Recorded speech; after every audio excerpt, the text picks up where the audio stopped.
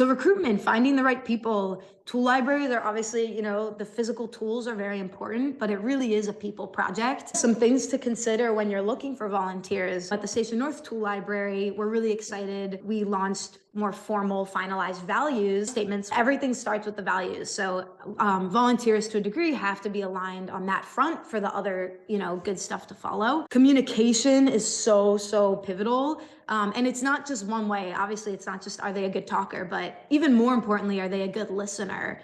Do they interrupt? Are they able to hear a member talk about their needs and help them find the best tool? Are they open to feedback if something happened on shift that maybe could have been handled better? So communication is I think, one of the biggest themes of this presentation, both from you to the volunteer, but also being sensitive about volunteers' ability to communicate with you. Again, it's a community project. So is the volunteer themselves rooted in community? This can go such a long way, especially when you're starting out, to have folks that live in the neighborhood, that are connected with other projects that are doing good work. It's kind of a foreign concept sometimes, but right when you hear that someone you actually know went and got the tool they needed and it helped them with their project, that's going to increase the odds of more folks coming into the library by a lot.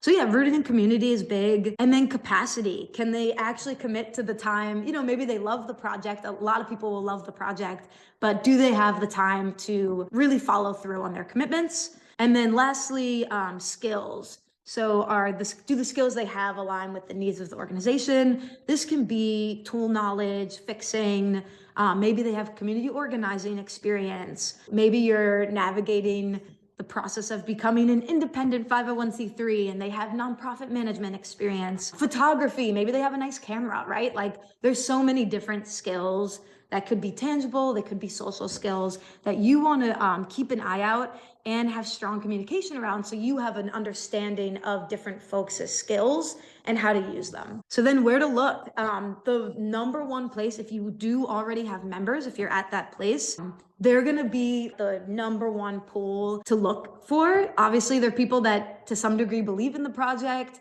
They have experience as a member. At the Station North Tool Library, we actually require folks to be a member, we say for 3 months before they become a volunteer, so that we can see how they interact with the space and again, make sure it's a good fit. So yeah, I would just add, in addition to looking at your member base, is being really intentional about who is your dream volunteer and why. I know I've seen someone return a tool and they cleaned it, they replaced the blade, they wrapped the cord neatly and put it on the shelf. And my eyes are just like, oh my God, you would be an amazing volunteer. You get it. You didn't get any training, but like you get it. So that's just one example of, I'm gonna pull them specifically, maybe not the member whose tools are always late, et cetera, et cetera. So pulling from your membership is huge. Obviously, like, social media, your newsletter, kind of those more traditional forms can also be helpful. But I think we found at the Station North Tool Library that personalized asks are gonna go a really long way. So even looking, if your library isn't established yet, looking at community groups that you're a big fan of, maybe you're a member there, maybe they're affiliated in terms of values, a makerspace, a sustainability related organization, those can also be great avenues to find volunteers.